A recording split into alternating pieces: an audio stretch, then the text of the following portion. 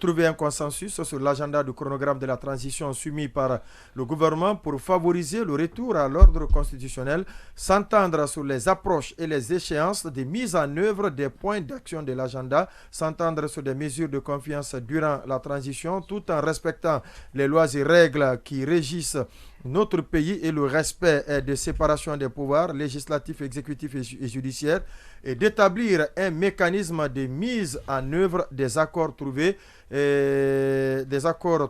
à l'issue de ce dialogue. Et directement, les acteurs politiques ont réagi dans un... Non, des acteurs. J'ai dit des acteurs politiques. Ah, okay. Ceux qui n'avaient pas... J'ai dit directement des acteurs politiques. Ne compte pas que ces acteurs. Mais, attends, je sais que ceux qui ont réagi, peut-être que vous voulez les brocarder comme vous savez le faire.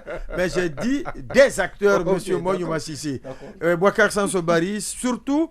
les 3 derniers paragraphes m'intéressent dans cette déclaration pas beaucoup, hein, sur à cet égard. Alors, on va dire, les acteurs dont il est question, c'est ceux qui composent l'ANAD. Oui, l'ANAD, c'est le FDG et d'autres partis politiques. Et le FNDC politique, l'UFR, et la CORED. La CORED de Mamadou Sylla. Et le RPG est parti allié. Vous me dites les 3 derniers paragraphes. Les 3 derniers paragraphes, exactement.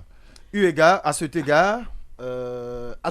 Exactement. Nos alliances et coalitions rappellent que le seul cadre de dialogue crédible est celui qui mettra en face, d'un côté, le CNRD et le gouvernement, et de l'autre, les acteurs politiques et sociaux qui ont des revendications sur la conduite de la transition en présence du G5 et sous la supervision du médiateur de la CEDEAO. Ce cadre n'est pas celui qui est défini dans le décret du 19 septembre 2022, décliné dans le discours du Premier ministre du 20 septembre 2022. Nos alliances et coalitions demandent au CNRD de renoncer à l'unilatéralisme et de renoncer avec l'esprit de renouer plutôt avec l'esprit de la charte qui consacre le consensus comme base de la conduite de la transition. Seule cette voie peut fonder un cadre de dialogue fécond pour une transition inclusive et apaisée. Voilà, Lamine Moïse Massissi, vous avez la parole. Oui, de ce point de vue, je suis d'accord avec ces partis. C'est très rare. Oui, pourtant, heureusement que vous dites que c'est rare. Heureusement que vous reconnaissez que ça arrive aussi. Bon, parce que moi, je suis républicain. Donc, quand c'est bon, je dis que c'est bon. Quand c'est pas bon, je n'hésite pas à les larder de critiques. Maintenant, je dis que je suis parfaitement d'accord avec eux. Et surtout quand j'ai lu le décret qui a créé ce cadre de dialogue, je me suis dit que ça va être un peu compliqué parce que la demande constante des acteurs politiques, de ces acteurs politiques, c'est bien évidemment imposer une facilitation de la CEDEAO avec un des émissaires de la CEDEAO. Et surtout, c'est grâce à cette médiation de la CEDEAO qu'il a eu un début de communication ou sinon d'échange entre les acteurs politiques et le gouvernement à travers Yaya Boni qui était en Guinée et qui est venu 2 fois. La première fois, il n'a pas eu l'occasion de rencontrer les acteurs politiques. Et la deuxième fois, la situation a évolué. Il a été permis de rencontrer les acteurs politiques. Donc, c'est un médiateur. Il ne faut pas être nationaliste. Ce n'est pas du chauvinisme dire que il faut un médiateur national. Vous savez que quand on est de l'autre côté, on aime animer ce type de discours. Et c'est le même discours que le RPG animait quand il était encore au pouvoir, quand il avait les commandes du pouvoir. Il faut qu'on ait confiance en nous-mêmes. Nous pouvons régler nos problèmes. Mais en réalité, c'est difficile qu'on règle les problèmes. Il y a Sanso qui a relevé quelque chose d'important. Alors, les conclusions, qui peut être témoin et quelle voie de coercition, quel moyen de coercition pour amener les autorités à appliquer ces résolutions, c'est la grande question. Et qui pour approcher les positions, parce qu'en présence de la communauté internationale, notamment la CEDEAO, bien évidemment de part et d'autre, on s'abstient, ou sinon on fait attention de ne pas être taxé de celui qui est en train de piétiner donc le processus de dialogue engagé ou sinon la transition dans une large mesure. Donc il faut bien qu'il y ait et ça c'est d'ailleurs bon pour le CNRD, et parce que le CNRD a des positions, le CNRD dit ne pas bouger sur la demande relative par exemple aux poursuites judiciaires contre des acteurs politiques. Le CNRD ne veut pas bouger sur le chronogramme de la transition, même ça aussi. Non, mais ça, ils ont évolué, ça a évolué.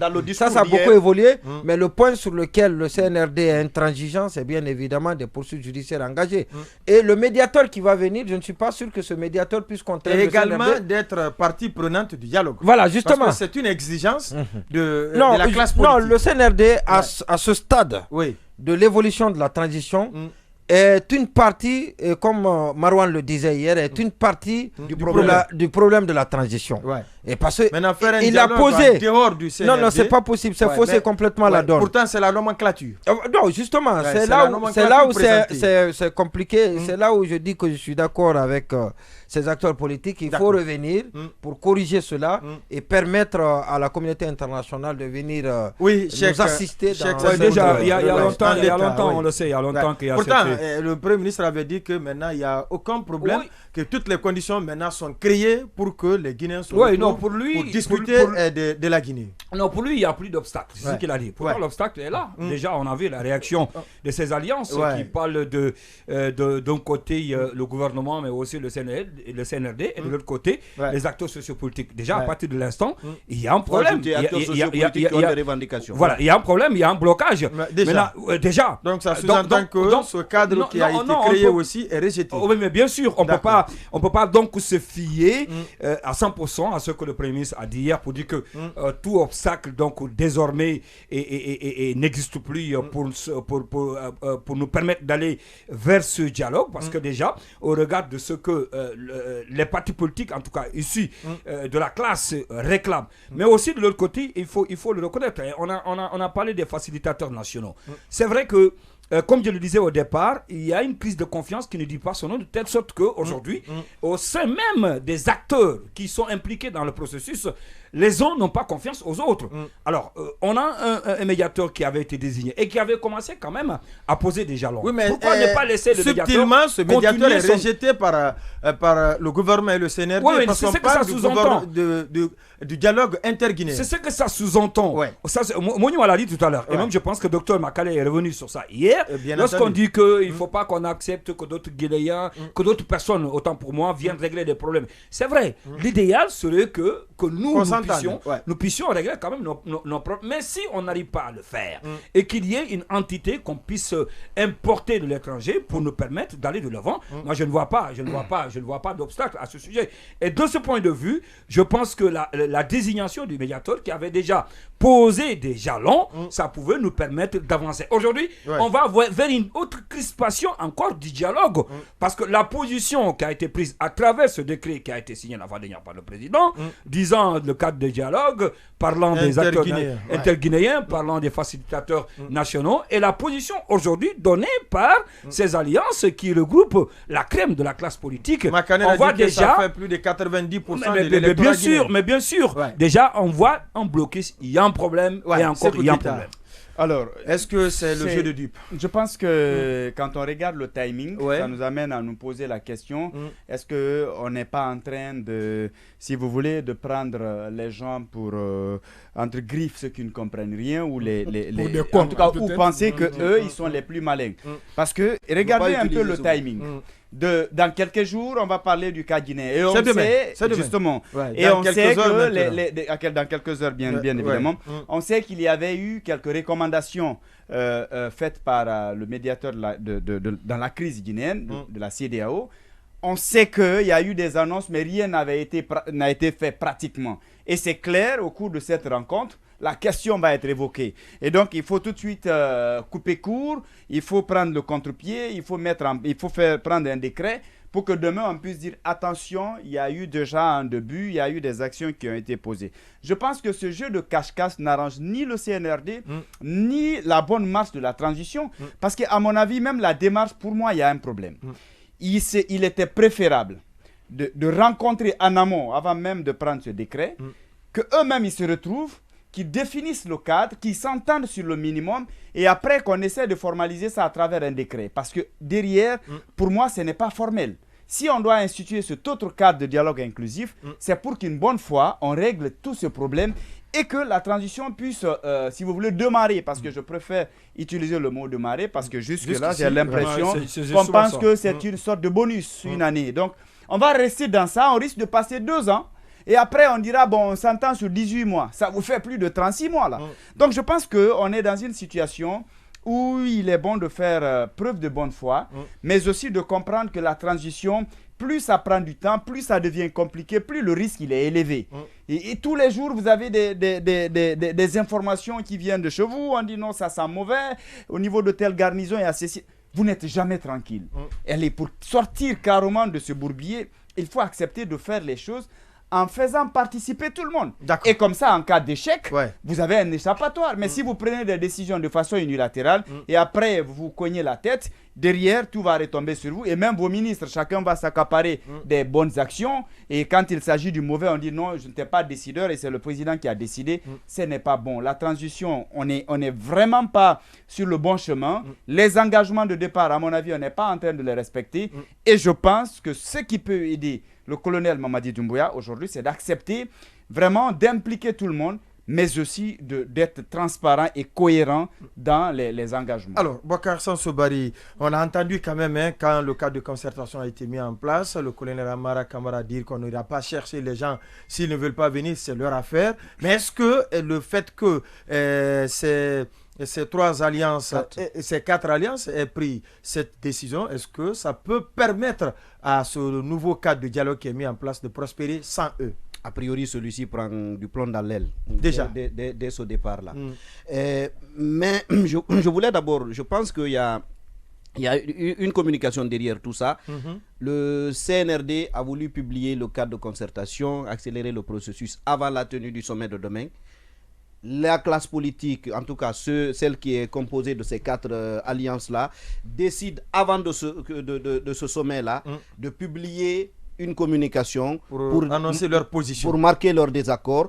Comme ça, si on espérait que l'annonce, le décret diffusé venait résoudre le problème, ce communiqué vient nous dire qu'on n'a pas encore fait le... Voilà, ce n'est pas encore le cas. Et l'autre chose, je voudrais quand même rappeler une chose. Laquelle? C'est que il y a une disposition de la charte qui dit que les questions majeures de la transition, notamment le chronogramme, sera déterminé de commun accord entre le CNRD et les forces vives. C'est la durée, c'est précis. Oui, non mais... c'est pas les questions majeures, c'est la durée. Oui, mais est-ce qu'il y a une question beaucoup plus majeure que la durée? Non, mais il y a une nuance. Bon, il y a une nuance quand même.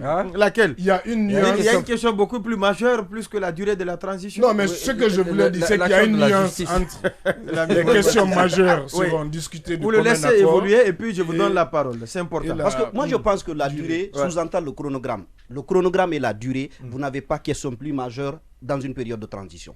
Je ne pense pas. Dans cette période de transition, non. Dans une période de transition, oui, mais pour le cas guinéen, il y a encore plus majeur.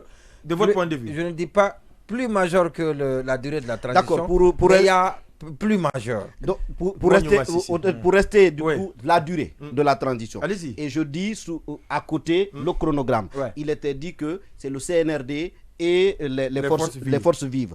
Et il faut dire que dans cette charte-là, il était prévu expressement le gouvernement. Les organes de la transition étaient expressement prévus. Le CNT était un organe expressement prévu. Mais quand on dit que c'est entre le CNRD et les forces vives, c'est suffisamment distinct. C'est suffisamment distinct. Et jusqu'ici, ce n'est pas ce qu'on a fait. J'ai bien l'impression que ce que les gens réclament ici, c'est plutôt ça. C'est en conformité avec cette disposition de la charte de la transition. L'autre chose que je voudrais dire, tous ceux qui vous disent que en Guinée, on est capable de nous entendre entre nous, ils nient la réalité. C'est une négation absolue de la réalité parce que qu'on le veuille ou non, il y a une seule chose sur laquelle on peut être d'accord tous en Guinée aujourd'hui, il y a un déficit de confiance entre nous. On ne peut pas, c'est impossible aujourd'hui que des Guinéens puissent se retrouver autour d'une table, après tous les discours qui ont été tenus, c'est-à-dire de part et d'autre, que l'on puisse se retrouver, qu'on puisse subitement se faire confiance les uns les autres et qu'on puisse parler et trouver un accord. Et une dernière nuance que je voudrais, hier on a dit que c'est quasiment le cadre de dialogue que voulait mettre en place Mohamed Beavogui, qui a été mis en place.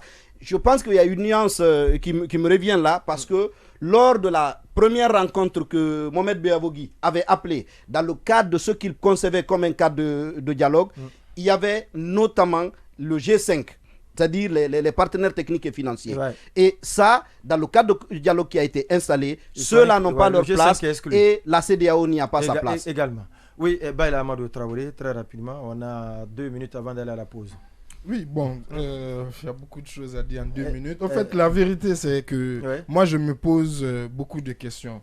C'est-à-dire, le cadre de dialogue, à un moment donné, on nous avait dit, effectivement, d'abord, je rejoins Sanso sur la question de la durée. Effectivement, on dit que la durée de la transition est de commun accord, décidé de commun accord entre le CNRD et les forces vives de la nation. Or, ce cadre de dialogue, il dit clairement, en tout cas le discours du Premier ministre dit que, entre autres, ils vont se pencher sur la durée de la transition. Et de ce point de vue, effectivement, étant donné que le gouvernement, le CNRD sont tous des organes qui sont prévus effectivement par la charte, sur la question de la durée, ça aurait dû être un échange entre le CNRD et comment on appelle les forces vives. Et les forces vives. Mais je pense que dans la tête des autorités, ils l'ont déjà, c'est même pas dans leur tête, ils l'ont déjà dit au début de la transition, ils le martelaient souvent, que le CNT représentait en quelque sorte cet endroit où il y aurait de consensus. Ça c'est caduc là, c'est caduc là, parce qu'on a créé un cadre de consensus. Je rappelle juste ceci, que dans leur démarche. Dans leur démarche. Ils avaient dit cela. Exactement. Maintenant, je pense que il n'y aura jamais de consensus sur un cadre de dialogue en Guinée. C'est parce qu'à un moment donné aussi, parmi les revendications de ces politiques, il y avait, on ne veut pas négocier avec le MATD, on veut négocier avec le Premier ministre. Ça a été une revendication. Donc aujourd'hui, c'est le Premier ministre qui est en tête. On dit non, finalement, on ne veut pas le Premier ministre, on veut être devant le CNRD. Et aussi, l'autre chose importante, c'est que moi, je ne pense pas que ce cadre de dialogue exclut de facto la médiation de la CEDEAO. Parce que dans sa nomenclature, je ne pense pas. Je ne pense pas et je vais expliquer pourquoi je ne pense pas. Alors, on va aller à la pause, à la reprise. Vous allez donner cette explication. Très bien. Nous allons donc partir à la pause et on se reprendra tout à l'heure pour la suite de l'émission. Vous savez déjà, l'invité, c'est bien Baouri. Il est le président de l'UDRG. Avec lui, nous débattrons de ce dialogue inclusif et il sera également question de ce sommet extraordinaire de la CEDEAO qui se tient